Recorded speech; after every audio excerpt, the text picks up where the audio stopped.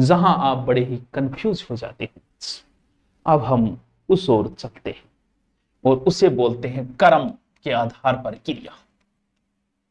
बड़ा ही खतरनाक और हर एग्जाम में बच्चों यहीं से आता है, कर्म के आधार पर क्रिया। और सब जानते हैं एक है सकर्मक और एक है अकर्मक।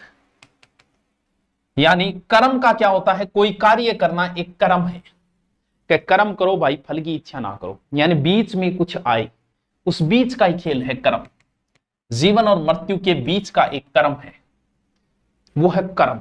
तो कर्म के आधार पर सकर्मक को भी दो भागों में बांटा, एक कर्मक द्विकर्मक, इतने फंसने की जरूरत नहीं होती, हम एक बार ऐसे ही देख ले। देखो सकर्मक और अकर्मक में क्या अंतर है, पहले मैं उदाहरण लिखूंगा, ठीक है, कुछ उदाहरण लिखता हूं, उसके बाद में हम इन पर चर्चा करेंगे और सीधे एक ट्रिक पे पहुंचेंगे, ताकि एग्जाम में एक नंबर, ज्ञान नहीं बढ़ाना है।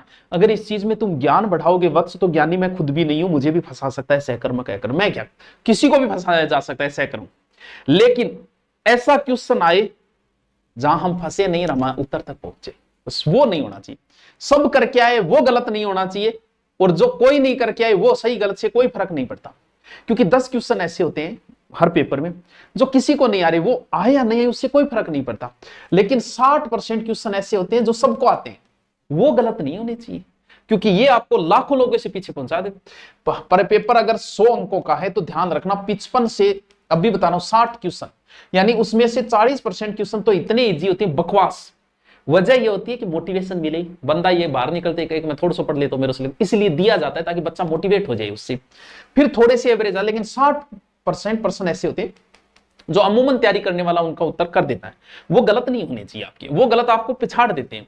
बाकी जो पर्सन बच्चे हैं 10% ऐसे जो किसी को नहीं आते, छोड़ दो यार, उनसे कोई लेना देना नहीं आपको, वो आपके मेरिट को कोई डिसाइड नहीं करते, वो कोई तुक्का मार के किसी का सही हो गया होगा।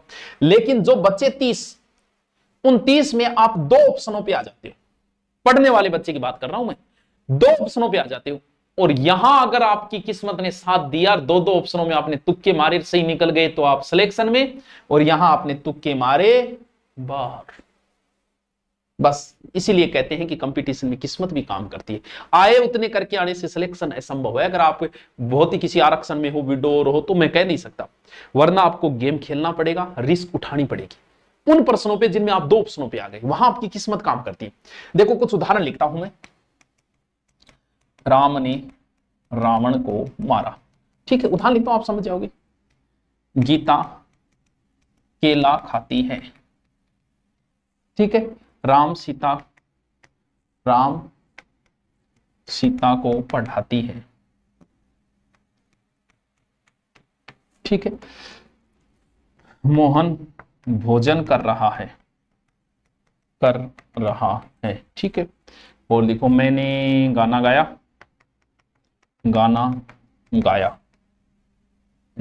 और छोटा कर देता हूं क्योंकि सारे उदाहरण एक साथ आ जाए। तो सुरेश फूल तोड़ रहा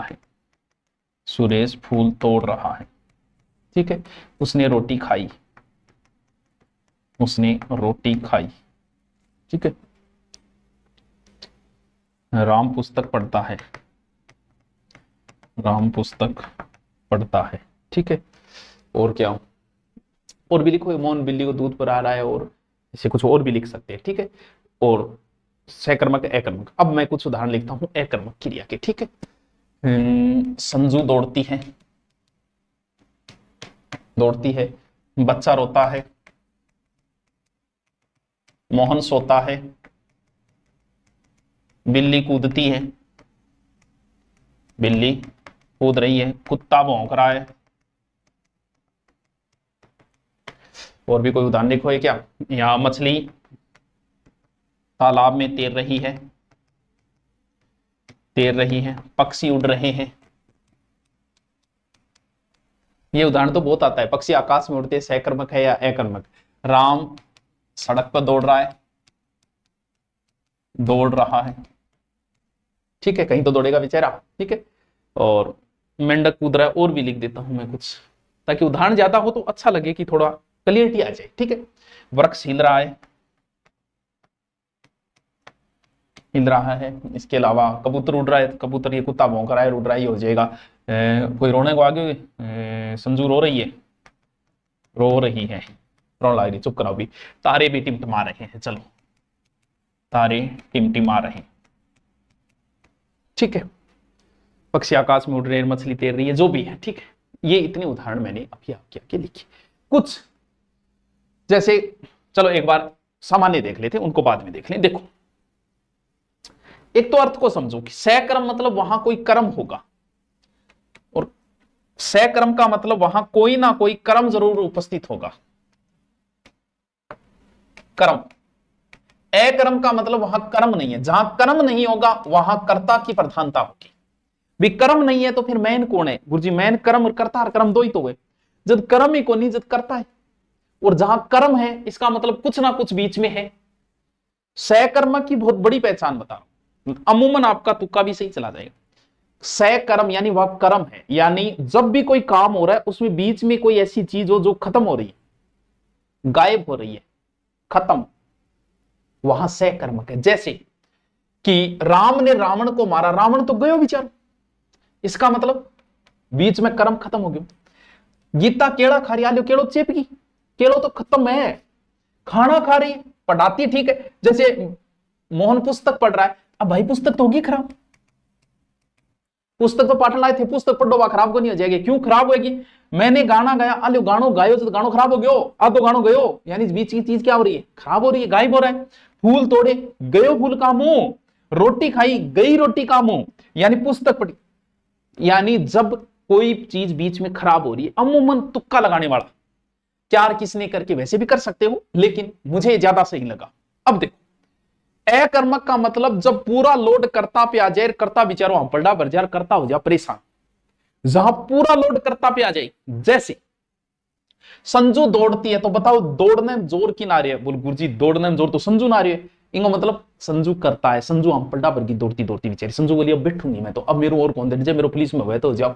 अब वो आपको कंफ्यूज करता है कि संजू सड़क पर दौड़ती है, अरे तो भाई क्या फर्क पड़ गया, तो सड़क पर दौड़े, जोर तो संजू नहीं आ रहे, तू सड़क पर दौड़ा ले बलाई, अरे बलाई घरे दौड़ा ले भी ने, तेरे जच्चे पर दौड़ा ले, दौड़ेगी तो जोर संजू नहीं आओगे। जैसे बच्चा रोता है, अब बेचारो कितो जोर आ रही है बन थे, तो बहुत जोर आ रही है बनने, रोने में जोर आवे, थेरोगे दिखाइए, इनको मतलब लोड की पर आ गयो करता पर। मोहन सोता है, गुरुजी सोने में के जोर आयो?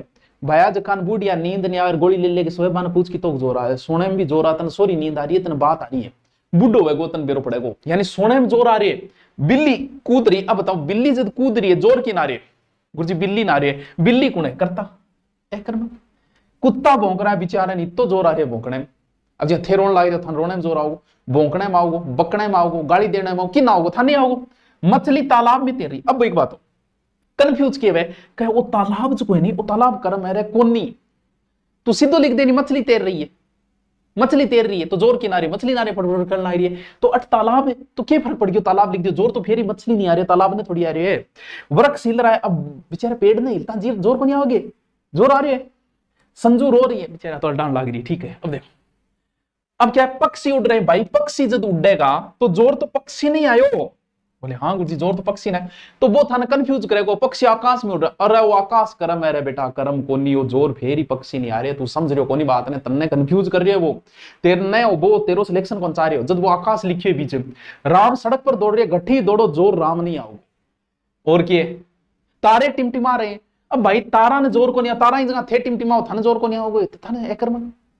अब जी समझ में आ गया तो आगे नहीं थरकत ही करना।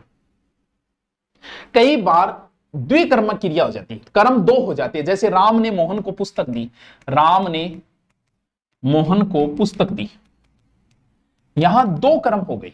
जैसे नानी ने बच्चे को फल दिया, नानी ने बच्चे को फल दिया, यहां भी क्या है, दो कर्म हो गई।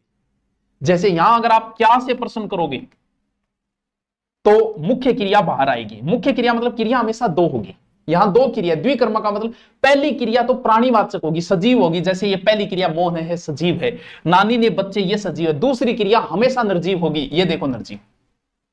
जब क्या से प्रश्न करोगे तो मुख्य क्रिया आएगी, राम ने मोहन को पुस्तक दी, मुख्य क्रिया क्या से प्रश्न करोगे, किसे किसको किसने प्रश्न करोगे तो गौण क्रिया है जी, यानी ऐसे नहीं निकाल तो सीधा सा बात है, पहली क्रिया प्राणीवाचक होगी, दूसरी अप्राणीवाचक।